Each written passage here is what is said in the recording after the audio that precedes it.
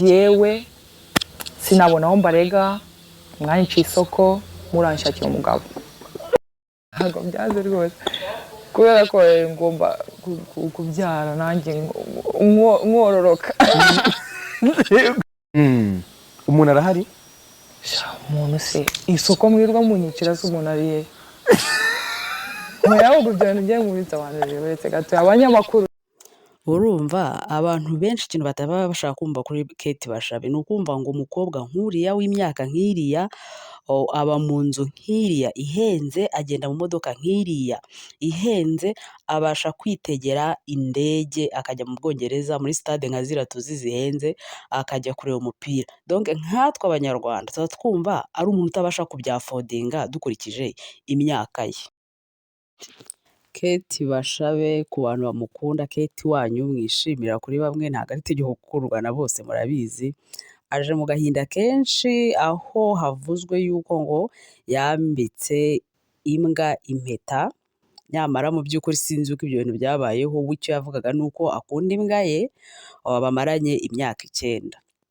Nuko biravuzwe biratinda, we rero yaje asubiza abantu arabatakisha ati mu izina rya Yesu, ati niba mudakunda udusimba cyangwa se utunyamaswa tubana n'abantu, njye ndayikunda, njye nyifata nk'umuntu, njye nyifata nk'umuntu tubana aha ngaha, ntabwo nayitesha agaciro, ni ikiremwa.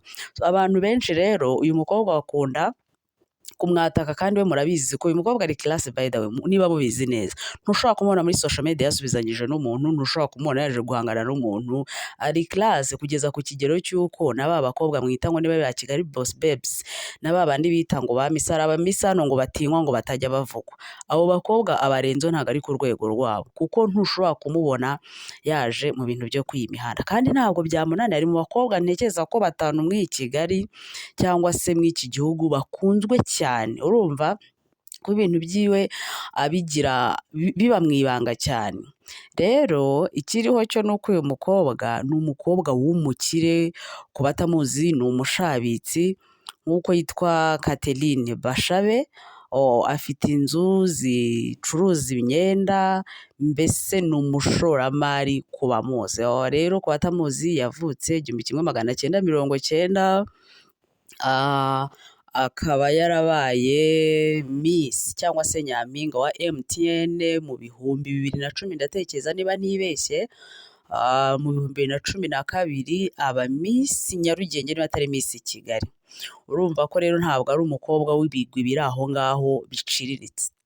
Rero uyu mukobwa ni umukire, arifite mu buryo bwose bushoboka, ku myaka ye, urwego ariho, ubuzima abayemo, abantu bangana nawe yaba abagabo cyangwa abagore, abantu bafite imyaka nk'iye bari ku rwego nk'urwo ariho ni bake cyane. Uyu mukobwa afite inzu ihenze, mwa bantu mwarakwirebera, agendera mu modoka ihenze. Uyu mukobwa ni umwe mu bantu babasha kuba bafata indege bakajya mu Bwongereza bakajya kureba umupira, ntabwo ari ibintu ushorwa na buri wese muri iki gihugu. Urumva rero abantu ntabwo biyumvisha ko ku myaka yiwe ibyo bintu Kate Bashabe abasha kubyafodinga. Abantu benshi ntabwo nyine babasha kubikora ngo bagire bate babyumve, ariko mu by'ukuri mu bushobozi bwe ibyo bintu arabikora.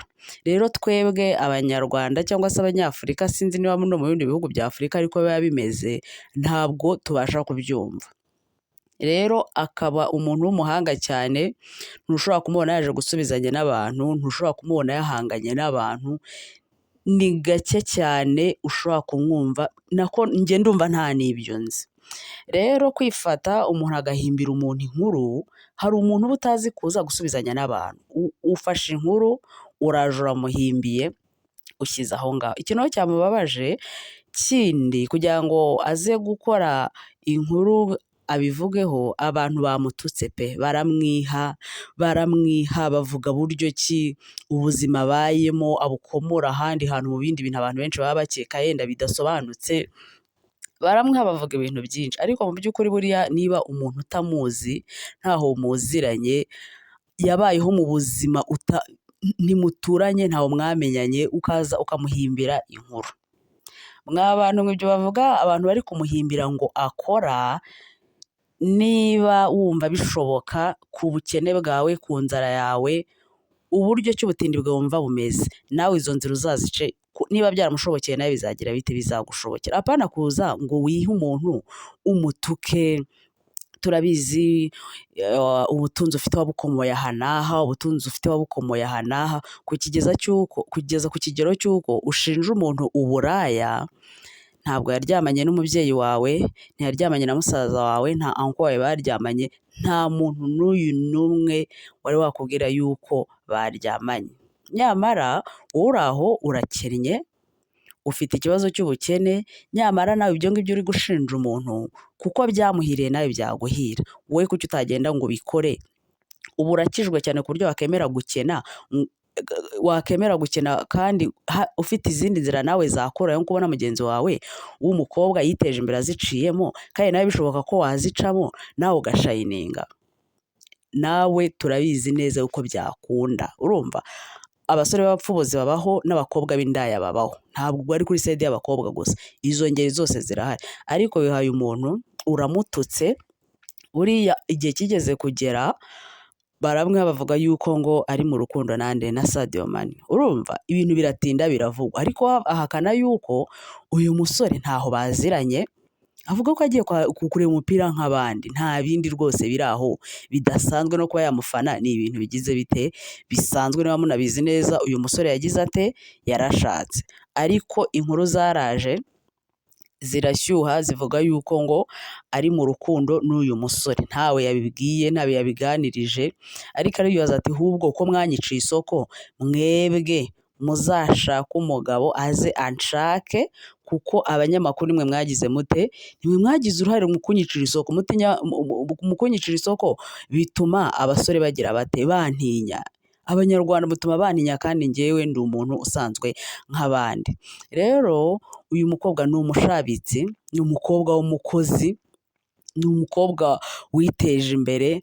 Ariko ukuntu abantu bakunda kumwataka, nta bantu ajya yataka, nta bantu ushobora gusanga asubizanya nabo nk'aba bandi birirwa batukana, kandi bitwa ngo ni abantu biyubashye b'abadamu cyangwa se b'abakobwa bumva bari class. Ntushobora kumusanga mu ibyo bintu, byakugora rwose. Ariko abantu bamwatatse, arababara mu magambo make, arababwira ati, niba mudakunda udusimba cyangwa se inyamaswa tubana n'abantu, njye kuba nkunda imbwa yanjye nta gitangaza kirimo, njye kuba mbana nayo nta gitangaza kirimo. Ntabwo umuntu wese agomba kubaho ubuzima nk'ubwo mugenzi we wagize ate, abayemo. Rero mwa bantu mwe, kwibasira umuntu, guhimba inkuru, ibintu bitigeze bibaho, ku buryo umuntu yabivuze arakaye, yabivuze ababaye. Ntabwo buriya uko wamubonaga mu maso rwose yarababaye. Urumva, ariko ndakubwiza ukuri, ntabwo ari byiza ko umuntu yakifata agahimba inkuru kugeza ku kigero cy'uko abantu bifata bakamutuka. Umuntu ashobora gusoma commentaire agahita agira depression. Abantu baragutuka bakagutotora, ukumva wakoze ikosa kandi nta n'iryo wakoze. Rero uyu mukobwa rwose mujye mumuha amahoro. Ikindi abantu rwo bamuvuga ngo ntashaka, ngo arashaje.